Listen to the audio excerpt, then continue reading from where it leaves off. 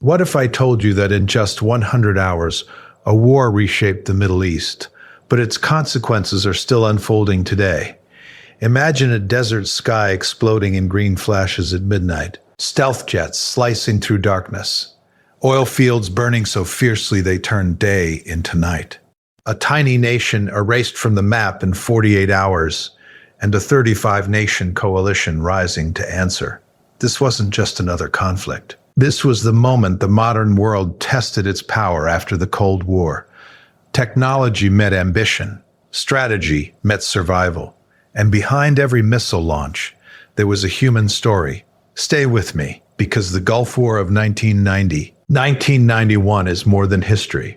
It's the beginning of the world we're living in right now. We'll explain everything in this video, step by step. Don't skip it. In the early hours of August 2nd, 1990, as the desert night lay silent over the Persian Gulf, the rumble of engines broke the stillness. Columns of Iraqi tanks rolled across the border into Kuwait. The world would soon call it the beginning of the Gulf War, but for the people who woke to the sound of artillery, it was not a headline. It was the end of normal life. The spark in the desert. The invasion was ordered by Saddam Hussein, who claimed Kuwait was historically part of Iraq and accused it of economic sabotage through oil overproduction. But beneath the political arguments lay deeper wounds. Massive war debts from the brutal Iran-Iraq War, economic desperation, and a regime willing to gamble everything.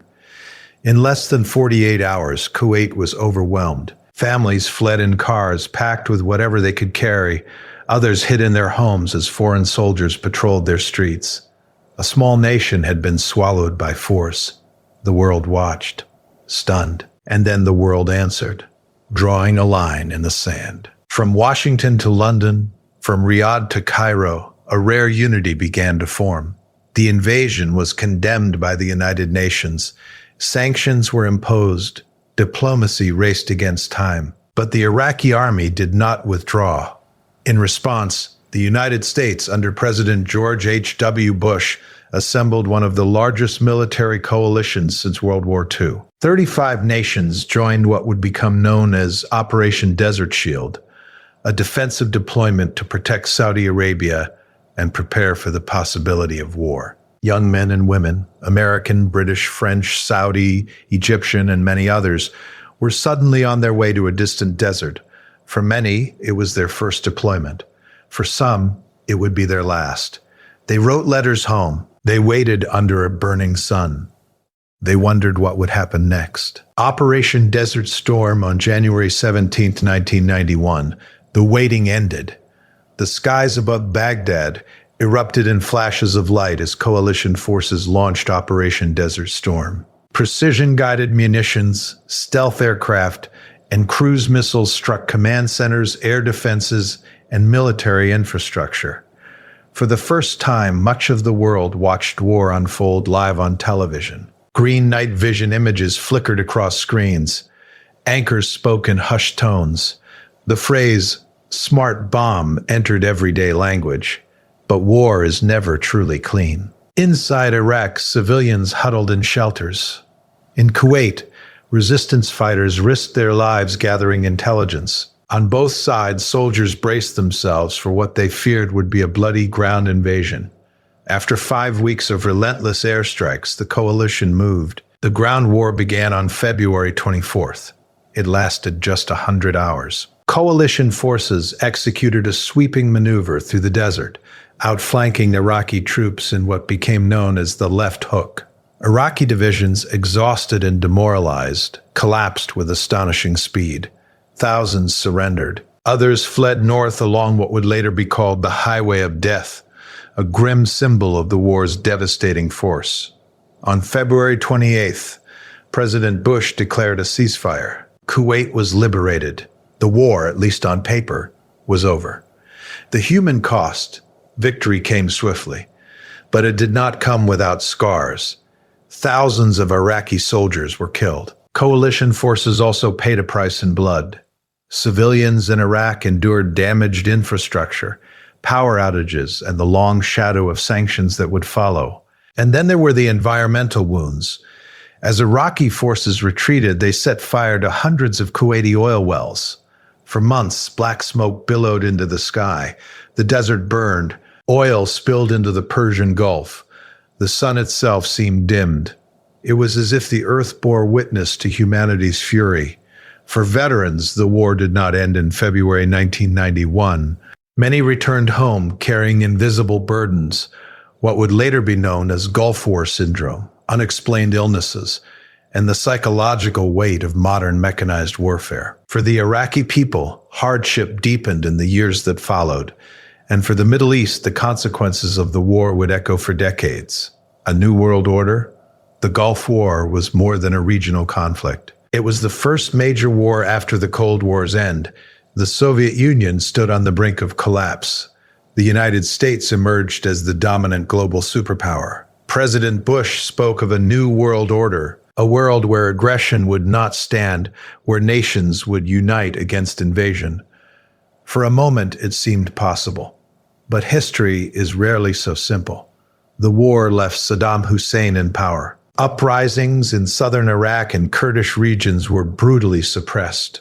No-fly zones were established. Tensions simmered throughout the 1990s, setting the stage for another even longer war in 2003. The desert had fallen silent again, but it was not at peace. The memory of war today, when we look back on 1990 and 1991, we see more than troop movements and military strategy. We see a Kuwaiti family returning home to a city scarred but free.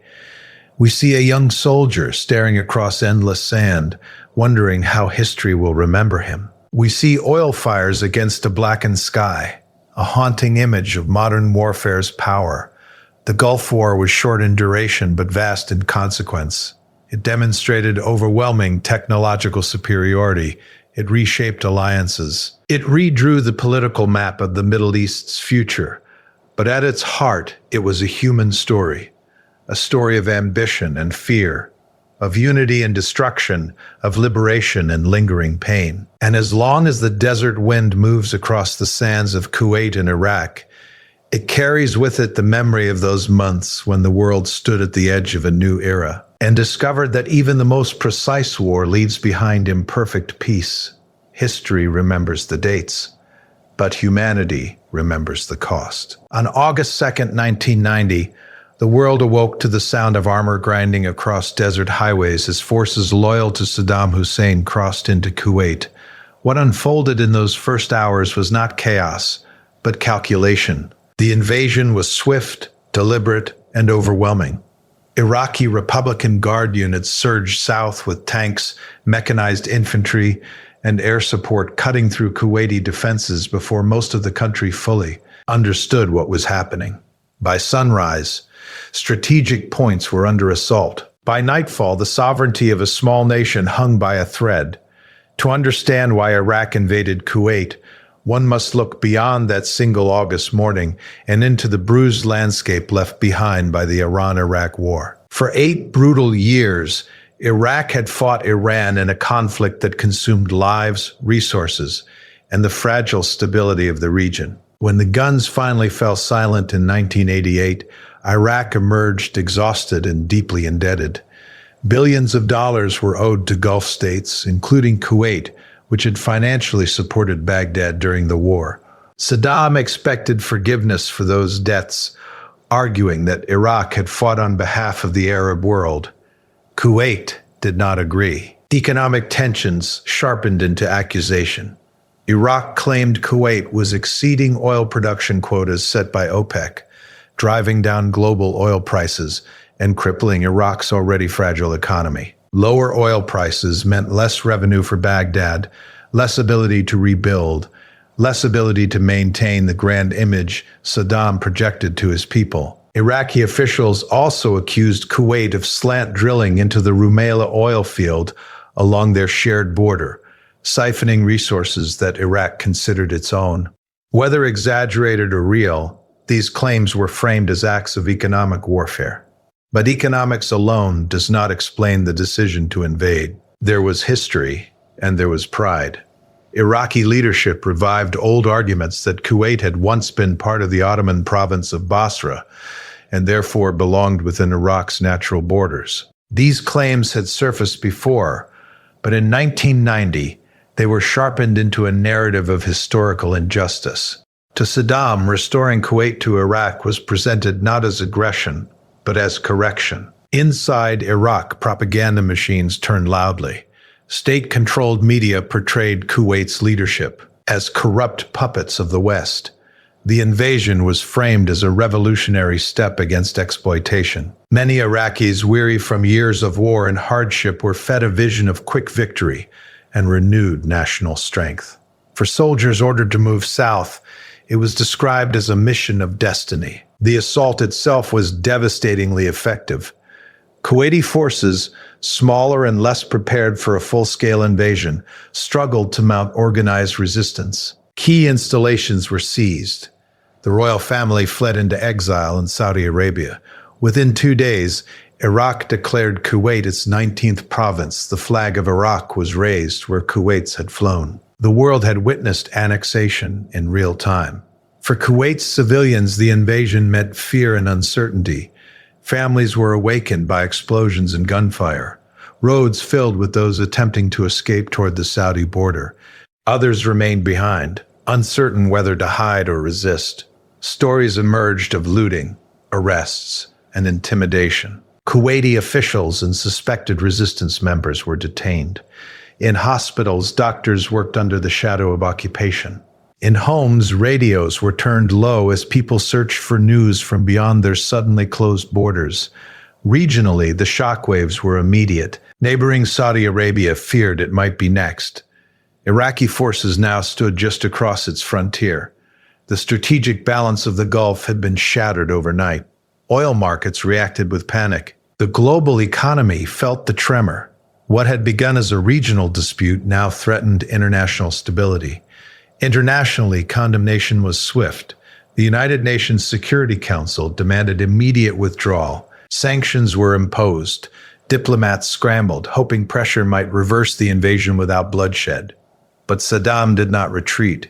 Instead, Iraqi forces fortified their positions in Kuwait, digging trenches, laying mines, and preparing for the possibility of confrontation.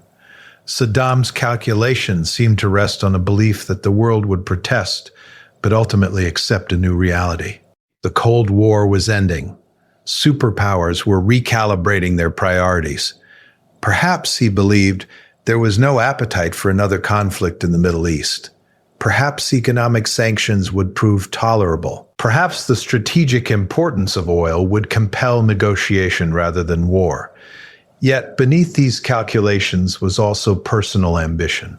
Saddam had cultivated an image of himself as a modern-day Saladin, a leader destined to challenge Western influence and dominate the Arab world. The capture of Kuwait offered not only economic relief, but symbolic triumph. Control over Kuwait's vast oil reserves would grant Iraq enormous leverage in global markets. It would elevate Baghdad's regional power to unprecedented levels. For Iraqi soldiers on the ground, however, grand strategy meant little compared to immediate orders. Many were young conscripts who had barely recovered from one war before being sent into another. They moved through unfamiliar streets under blazing heat, unsure how long they would remain. Some believed the operation would end quickly and peacefully. Others sensed that occupying a nation was far more complicated than conquering it. As days passed, the occupation hardened. Iraqi authorities installed a puppet administration. Kuwaiti currency was replaced. Schools and institutions were brought under Iraqi control. Resistance began to stir quietly. Small acts of defiance, graffiti, hidden flags, whispered communications signaled that annexation did not mean acceptance. The invasion of Kuwait was more than a military maneuver. It was a turning point that tested the post-Cold War world. It forced nations to decide whether borders could be redrawn by force in a new era. It placed ordinary civilians at the center of geopolitical ambition. It transformed a debt dispute into a global crisis. In Baghdad, Saddam stood defiant, confident that strength would prevail. In Kuwait City, families waited behind shuttered windows, listening for distant engines, wondering how their lives had changed so completely in a single dawn. Across the globe, leaders debated responses, weighing diplomacy against force. Oil fields burned in imagination before they burned in reality. Soldiers began mobilizing far beyond the desert, preparing for a confrontation that would soon draw dozens of nations into the sands of the Gulf. When Iraqi forces tightened their grip on Kuwait in August 1990, fear did not stop at the Kuwaiti border. It traveled south, across the desert, into Saudi Arabia, a nation whose oil fields, holy cities, and strategic coastline suddenly stood within reach of one of the largest armies in the Middle East. The invasion had shattered the regional balance. If Kuwait could fall in 2 days, what would stop the next advance? In Washington, the crisis was seen not only as an act of aggression, but as a direct threat to global stability. President George H.W. Bush understood that the stakes extended far beyond one small nation. The world's energy supply, the credibility of international law, and the fragile order emerging after the Cold War were all on the line. The response would have to be decisive, but it would also have to be collective. Thus began the formation of one of the most extraordinary military coalitions of the modern era.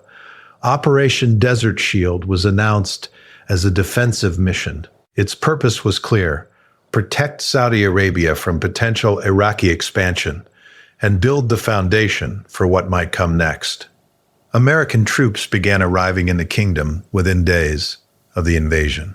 Transport aircraft roared across continents, massive. Cargo planes unloaded tanks, armored vehicles, and supplies onto desert runways. Young soldiers stepped onto foreign soil, greeted not by celebration but by heat and uncertainty. The coalition that formed was unprecedented in scale and diversity. 35 nations would ultimately contribute forces, funding, or logistical support. NATO allies such as the United Kingdom and France joined quickly. Arab nations, including Saudi Arabia, Egypt, Syria, and the United Arab Emirates, committed troops, signaling that this was not merely a Western intervention, but a regional stand against aggression. Even nations with historically tense relationships found common ground in the belief that Iraq's invasion could not stand. Diplomacy moved in parallel with deployment. The United Nations Security Council passed a series of resolutions condemning Iraq's actions, imposing sanctions, and demanding withdrawal. These resolutions provided legal and moral weight to the coalition effort. The message to Baghdad was clear. This was not a bilateral dispute, but a violation of international norms. On the ground in Saudi Arabia, the buildup was staggering. Within months, hundreds of thousands of coalition troops assembled in the desert. Camps rose from sand like temporary cities, rows of tents, makeshift airfields, supply depots stretching toward the horizon. Soldiers trained under a punishing sun, rehearsing maneuvers in terrain that seemed endless and unforgiving. For many, this was their first experience in such conditions. The desert was not just a landscape, it was an adversary in its own right. For Saudi Arabia, hosting foreign troops was a profound decision. The kingdom's leadership weighed religious, cultural, and political sensitivities against the existential threat posed by Iraq's proximity. Ultimately, survival and regional stability outweighed hesitation. The presence of coalition ion forces became both shield and signal, a warning that further Iraqi expansion would trigger overwhelming resistance. The coalition's strength lay not only in numbers but in coordination. Militaries with different languages, doctrines, and equipment had to operate as one. Joint command structures were established. Intelligence was shared. Naval forces from multiple nations patrolled the Persian Gulf, enforcing sanctions and ensuring that Iraqi maritime routes were tightly monitored. Air forces conducted constant surveillance, mapping Iraqi positions and movements. Meanwhile, sanctions tightened around Iraq. Economic pressure mounted as trade routes closed and financial systems froze Iraqi assets abroad. The hope among some leaders was that isolation would compel Saddam Hussein to reconsider without the need for war. But as weeks turned into months, Iraqi forces remained entrenched in Kuwait, digging defensive lines and fortifying positions. Back home, families watched the buildup unfold on television. Images of endless convoys and desert encampments filled nightly broadcasts. Letters traveled slowly between soldiers and loved ones. Parents worried. Spouses counted days. Children tried to understand why a faraway desert suddenly mattered so much. The coalition was not just a political entity. It was made of individuals whose lives were suspended between training exercises and the looming possibility of combat. Within the ranks, there was tension and anticipation. Soldiers trained relentlessly, aware that preparation might mean survival. Commanders refined strategies, analyzing Iraqi capabilities. The memory of past conflicts in the region lingered. No one underestimated the size of Iraq's military, battle-hardened from years of war with Iran. Defensive positioning, under Desert Shield, was designed not merely to deter, but to be ready for swift transition into offensive. Arab participation in the coalition carried symbolic weight. Egypt's involvement signaled that major Arab powers rejected Iraq's claim to be acting on behalf of regional interests. Syria's decision to join, despite ideological differences with Western nations, underscored the breadth of opposition to Saddam's actions. This was not a simple East versus West narrative. It was a coalition bound by a shared refusal to legitimize conquest. Logistically, the operation was monumental. Ships crossed oceans carrying equipment. Supply chains stretched thousands of miles. Engineers constructed infrastructure almost overnight. Medical units prepared for casualties that had not yet occurred. War planners envisioned worst-case scenarios: chemical attacks, prolonged ground battles, urban combat in Kuwait City. Through it all, President Bush emphasized unity. He framed the mission as a defense of international law and a stand against aggression in a new global era. The Cold War was dissolving, and with it the rigid bipolar order that had defined decades of conflict. Desert Shield represented a test of whether a multinational coalition could act swiftly and cohesively in this changing landscape. In Baghdad, the presence of such a vast force did not prompt withdrawal. Iraqi rhetoric remained defiant. Saddam sought to portray the coalition as an occupying threat to Arab lands, attempting to fracture unity. Yet the coalition held. Political negotiations continued, deadlines were set, and preparations intensified. By late 1990, the desert had become a waiting room for history. Coalition forces stood ready, their numbers swelling beyond 500,000. Warships lined the Gulf. Aircraft filled the skies in constant patrol. Diplomats issued final warnings backed by the authority of the United Nations. The transformation from Operation Desert Shield, a defensive deployment, into something more inevitable loomed with each passing day. Soldiers sensed it. Commanders planned for it. Families at home feared it. The coalition had formed not merely as a symbol, but as a force capable of reshaping the battlefield should Iraq refuse to step back across the border it had crossed in darkness. In the early hours of January 17th, 1991, the sky above Baghdad flickered with distant flashes, and a new phase of the Gulf War began. Operation Desert Storm was no longer a plan on a map or a briefing in a command tent. It was fire in the darkness, aircraft slicing through cold night air, and the unmistakable thunder of precision-guided weapons striking their targets. For weeks, the coalition had assembled in the desert under Operation Desert Shield. Now, the waiting was over. The air campaign opened with a carefully orchestrated strike designed to cripple Iraq's command and control structure.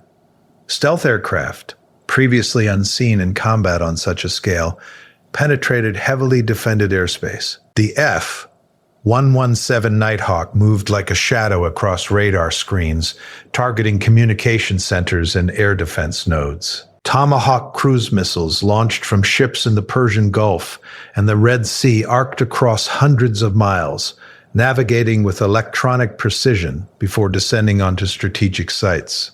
The message was unmistakable. This war would be fought with technology as much as manpower. Baghdad, a city of ancient history and modern complexity, became the focal point of global attention. Anti-aircraft fires streaked upward in desperate lines of light. Iraqi surface-to-air missile batteries activated, scanning the skies. Explosions echoed across neighborhoods as military installations were struck. For civilians, the night was filled with fear and uncertainty. Families sheltered in basements and hallways, listening to the rumble overhead, unsure why. Hitch building might be next. The coalition's objective in those opening hours was not symbolic destruction, but systematic dismantling. Airfields, radar installations, missile launchers, and command bunkers were targeted with relentless precision. The strategy aimed to blind and paralyze Iraq's military infrastructure before ground forces ever crossed into Kuwait. Every strike was part of a larger design: disrupt communications, isolate units, erode morale. For pilots, the mission demanded discipline and nerve. Flying into heavily defended airspace meant confronting the possibility of being shot down, captured, or killed. Cockpits were filled with tension and focus. Checklists were followed with mechanical precision. Radio communications were brief and controlled. Beneath them lay a landscape dotted with military positions and civilian life intertwined. The responsibility of striking accurately weighed heavily. Across the coalition, air forces from the United States, the United Kingdom, France, Saudi Arabia, and other partner nations participated in coordinated waves. Refueling aircraft orbited high above, extending the reach of fighters and bombers. Electronic warfare planes jammed Iraqi radar systems, creating corridors through which strike aircraft could pass. It was a display of interoperability and planning that reflected months of preparation. Television screens around the world carried green-tinted images from night vision cameras. Viewers watched as bombs appeared to fall with surgical accuracy. Commentators spoke of smart weapons and precision strikes. The narrative of technological superiority took hold quickly. Yet even the most advanced weapon could not erase the chaos inherent in war. Infrastructure suffered. Power grids failed. Water treatment facilities were damaged. The line between military and civilian impact blurred in the haze of smoke. Iraq attempted to respond. Scud missiles were launched toward Israel and Saudi Arabia, aiming to fracture the coalition by drawing new actors into the conflict. Air raid sirens wailed in Tel Aviv and Riyadh. Patriot missile batteries were deployed to intercept incoming threats, adding another layer to the technological contest unfolding in the skies.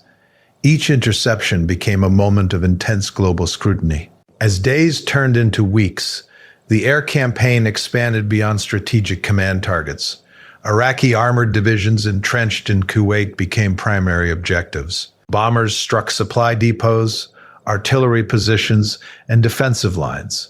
Coalition aircraft flew thousands of sorties, maintaining relentless pressure. Iraqi soldiers in desert bunkers endured constant bombardment, cut off from reliable communication and resupply.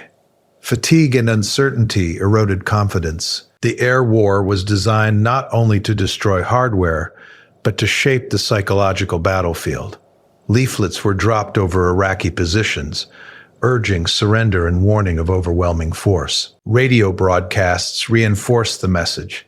The coalition sought to convince Iraqi troops that resistance was futile, that survival lay in laying down arms rather than fighting an unseen adversary dominating the skies. Inside Iraq, daily life was transformed. Bridges were destroyed to hinder military movement. Industrial facilities were struck. Civilians navigated blackout conditions and shortages. Hospitals struggled with intermittent power. The sound of aircraft engines became a constant praise. Once, parents attempted to reassure children while sharing the same fear. For coalition commanders, the air campaign was both a test and a revelation. It demonstrated the extent to which modern warfare had shifted toward information dominance and precision engagement. Satellites relayed intelligence. Surveillance aircraft monitored battlefield changes in real time. Decisions were made with unprecedented data.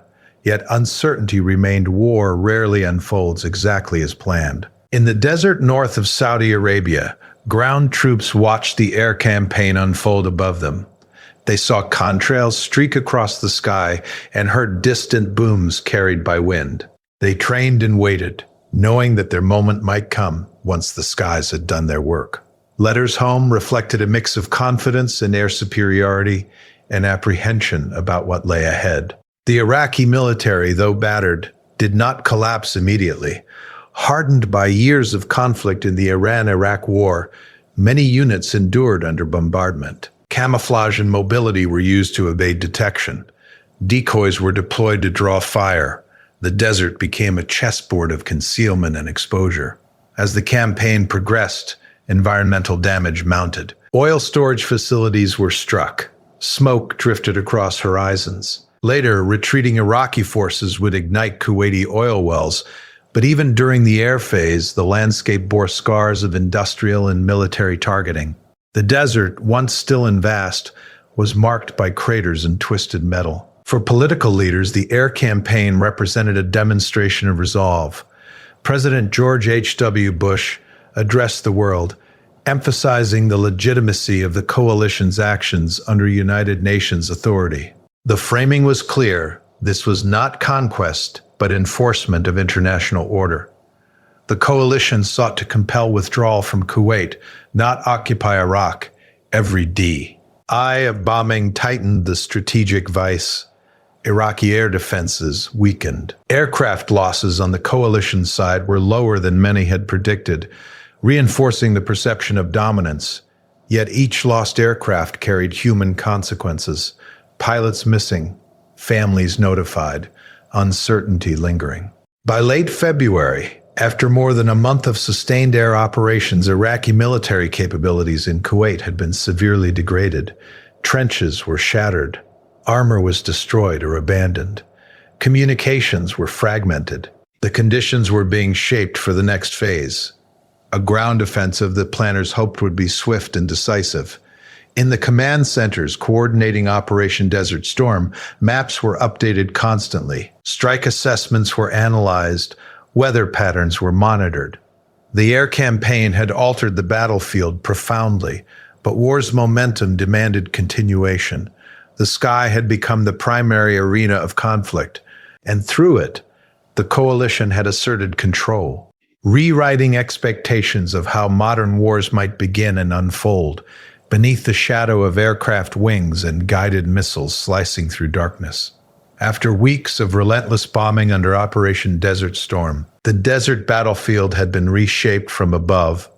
Iraqi supply lines were fractured, communication networks disrupted, armored divisions weakened and isolated. Yet the decisive moment still lay ahead. Air power had prepared the stage, but the liberation of Kuwait would ultimately depend on soldiers moving across sand and steel meeting steel. In the early hours of February 24, 1991, the ground war of the Gulf War began. Coalition forces crossed into Iraqi-occupied Kuwait and southern Iraq under a veil of speed and surprise. The strategy was bold. Rather than launching a direct frontal assault into the heavily fortified Kuwaiti coastline, coalition commanders executed massive flanking maneuver through the western desert. This sweeping movement, often described as the left hook, aimed to outmaneuver Iraqi defenses, cut off retreat routes, and collapse resistance from behind. For the soldiers advancing across the desert, the terrain seemed endless. Sand stretched to every horizon, broken only by oil pipelines, trenches, and the remnants of destroyed vehicles from the air campaign. Navigation depended on GPS systems that were still relatively new in warfare. Units moved in tight coordination, armored columns rolling forward with calculated precision. The sound of engines replaced the earlier roar of aircraft as the dominant rhythm of battle. Iraqi forces had prepared for a direct assault from the south. Defensive lines were dug deep into the sand, reinforced with minefields and barbed wire. Some trenches were filled with oil and set ablaze in anticipation of attack, creating walls of smoke and fire. Yet the coalition's flanking maneuver bypassed much of this preparation. Iraqi units, already battered from weeks of airstrikes, struggled to reposition quickly enough to respond. Initial engagements revealed the imbalance that had been building. Coalition tanks, including the American M1A1 Abrams and British Challenger, engaged Iraqi armor at distances that often favored superior optics and fire control systems. In many encounters, Iraqi tanks were destroyed before their crews fully understood where the fire was coming from. Night fighting capabilities gave coalition forces a critical advantage after sunset, allowing continuous pressure. Yet even in a campaign marked by technological superiority, war retained its human intensity. Soldiers experienced fear, adrenaline, and the disorienting chaos of combat. The desert wind carried smoke and dust, reducing visibility. Radio chatter filled armored vehicles as commanders issued rapid instructions. Medics stood ready for casualties. Engineers worked to breach minefields and clear paths through obsta. Under the threat of enemy fire, thousands of Iraqi soldiers surrendered as coalition forces advanced. Weeks of bombardment, isolation, and psychological operations had eroded morale. White flags appeared across the battlefield. Columns of prisoners walked south under guard, exhausted and disoriented. Many were young conscripts who had endured hardship long before the ground war began. Their surrender was both a sign of coalition dominance and a stark reminder of the human cost on all sides. In the east, U.S. Marine units pushed directly into Kuwait, breaching defensive barriers and advancing toward Kuwait City. Combat in this sector was more direct, involving entrenched positions and sporadic resistance. Iraqi troops fought in some areas with determination, but cohesion was unraveling. The speed of the coalition's maneuver prevented organized counteroffensives from forming. As the flanking forces drove deep into southern Iraq, they severed key supply routes and encircled major Iraqi formations. The operational objective was not merely to push Iraqi forces out of Kuwait, but to render them incapable of regrouping effectively. Coordination between ground units and air support remained constant. Aircraft struck retreating columns, targeting vehicles and equipment along highways leading north. One of the most haunting images of the war emerged along the road between Kuwait City and Basra. As Iraqi forces attempted to withdraw, coalition aircraft attacked convoys of military vehicles. The aftermath left a stretch of highway littered with destroyed trucks, tanks, and armored carriers. The scene, later referred to as the Highway of Death, became a symbol of both the swiftness and the devastating power of the campaign. Inside Kuwait City, resistance fighters who had operated in secrecy during the occupation emerged cautiously as coalition troops approached. The sit. You bore scars of months under Iraqi control. Buildings were damaged. Infrastructure was strained. Yet the arrival of coalition forces was met with visible relief from many residents. Kuwaiti flags reappeared, raised from windows and rooftops that had remained silent for months. The ground campaign moved with such speed that even seasoned commanders were struck by its momentum. In just 100 hours, Iraqi forces in Kuwait were decisively defeated or in full retreat.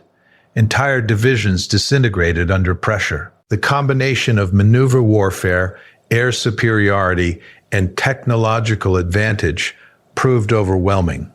For coalition troops, the rapid advance meant constant movement. Sleep came in brief intervals. Meals were eaten quickly, often inside vehicles. The uncertainty of the battlefield demanded vigilance at every moment. Chemical attack alarms sounded periodically, prompting soldiers to don protective gear, unsure whether the threat was real or false. As Iraqi resistance collapsed, coalition leaders faced decisions about how far to push the offensive. The original objective had been clear: liberate Kuwait. Advancing deeper into Iraq carried political and strategic implications that extended beyond the battlefield. The balance between military success and defined mission parameters became a subject of intense discussion. On February 28, 1991, President George H.W. Bush announced a ceasefire. The ground war had lasted approximately 100 hours. Kuwait was liberated. Iraqi forces had suffered massive losses in equipment and personnel. Coalition casualties, while significant for those affected, were far lower than many had predicted at the outset of the conflict. In the desert, the silence that followed felt almost surreal. Engines powered down. Soldiers looked across landscapes marked by smoke, wreckage, and abandoned trenches. The speed of the campaign left little to process what had occurred. Victory had come swiftly, but its images were complex. Surrendering soldiers, destroyed convoys, burning oil wells ignited during retreat. The ground war demonstrated the effectiveness of maneuver warfare in an era shaped by advanced surveillance and precision strikes. It showcased coordination among multinational forces operating under unified command. It also underscored the reality that even short wars leave enduring consequences for those who fight them and for the regions in which they unfold. As armored tracks carved paths through sand that would long outlast the brief but intense 100 hours that reshaped the fate of Kuwait and redefined modern conventional warfare in the closing years of the 20th century. When the guns fell silent at the end of the Gulf War, the world witnessed scenes of liberation and relief. Kuwaiti flags rose once more above government buildings. Coalition troops paused in the desert, engines quiet, radios still crackling with final confirmations of ceasefire. Politicians declared objectives achieved. Yet beneath the language of victory lay consequences that would ripple outward for years, shaping regional politics, global strategy, and countless individual lives. Kuwait had been freed, but it was not untouched. Retreating Iraqi forces set fire to hundreds of oil wells, transforming the desert into an inferno. Towers of black smoke rose into the sky, blotting out the sun and casting an eerie twilight over the landscape. Flames roared day and night, fed by crude oil gushing uncontrollably. The environmental damage was staggering. Oil spilled across sand and into the Persian Gulf, contaminating coastlines and threatening wildlife. Firefighters from around the world worked for months to extinguish the blazes, battling heat so intense it warped metal and scorched protective gear. The environmental devasta. Tayin became one of the most enduring images of the war. The burning wells symbolized not only destruction, but desperation. A final act of sabotage intended to leave scars long after troops withdrew. The desert, once a silent witness to armored columns and airstrikes, now smoldered under thick clouds that drifted across borders. Inside Iraq, the consequences were equally profound. Though coalition forces had not advanced to Baghdad, the regime of Saddam Hussein remained in power. In the war's immediate aftermath, uprisings erupted in southern Iraq among Shiite communities, and in the north among Kurdish populations. Encouraged by perceptions that the regime was weakened, rebels sought to challenge Saddam's authority. The response was swift and brutal. Iraqi forces suppressed the uprisings with force, leading to displacement, suffering, and mass migration. The Kurdish crisis prompted international intervention of a different kind. Coalition powers established no-fly zones over northern and southern Iraq, aiming to prevent further aerial attacks against civilian populations. These zones required ongoing military patrols and enforcement, creating a prolonged international presence in Iraqi airspace throughout the 1990s. What had begun as a short, decisive conflict evolved into a decade-long containment strategy. Economic sanctions imposed on Iraq remained in place after the ceasefire. Intended to pressure compliance with United Nations resolutions, including weapons inspections and disarmament, the sanctions had sweeping humanitarian implications. Iraq's economy, already weakened by war, struggled under restrictions on trade and financial transactions. Infrastructure damaged during the air campaign proved difficult to repair. Power shortages and limited access to medical supplies affected daily life for ordinary Iraqis. The regime maintained control, but the populatio endured hardship that deepened resentment and instability. For coalition nations, the war was often described as a demonstration of a new world order, a phrase used prominently by President George H.W. Bush. The Cold War was ending, and the successful multinational response to Iraq's invasion of Kuwait seemed to signal a new era of collective security. The United Nations had authorized force. Dozens of nations had acted in concert. Aggression had been reversed swiftly. On the surface, it appeared to validate the idea that international norms could be defended through unity. Yet beneath that optimism, unresolved tensions lingered. Saddam Hussein remained in power, defiant despite military defeat. Weapons inspections became a recurring source of confrontation between Iraq and the international community. Periodic airstrikes and diplomatic standoffs kept the region in a state of simmering conflict. The ceasefire lines drawn in 1991 did not settle the deeper political struggles within Iraq or between Iraq and its neighbors. For veterans of the conflict, the aftermath carried personal dimensions that were less visible but deeply significant. Many returned home to parades and public support, their mission viewed as clear and successful. Yet some experienced unexplained illnesses that would later be grouped under the term Gulf War syndrome. Symptoms ranged from chronic fatigue to neurological complaints, sparking debate about exposure to chemicals, environmental hazards, or vaccines. The search for understanding and recognition became part of the war's legacy for thousands of service members. Psychological effects also lingered. Even in a campaign characterized by rapid victory and comparatively low coalition casualties, the experience of combat left marks. The sight of destroyed vehicles along highways, the memory of surrendered conscripts, the tension of potential chemical attacks. These experiences did not vanish with the ceasefire. War's brevity does not guarantee emotional simplicity. Regionally, the Gulf War reshaped military and political alignments. The presence of foreign troops in Saudi Arabia, even after major combat operations ended, stirred controversy and resentment in some quarters. The geopolitical footprint established during the conflict would influence perceptions of Western involvement in the Middle East for years to come. Extremist narratives would later draw upon this presence as a grievance, weaving it into broader critiques of regional politics. The balance of power in the Gulf shifted decisively. Iraq, once viewed as a formidable regional military power, was weakened and constrained. Iran observed closely, recalibrating its own strategic calculations. Gulf states invested heavily in defense modernization, mindful of how quickly stability had unraveled in 1990.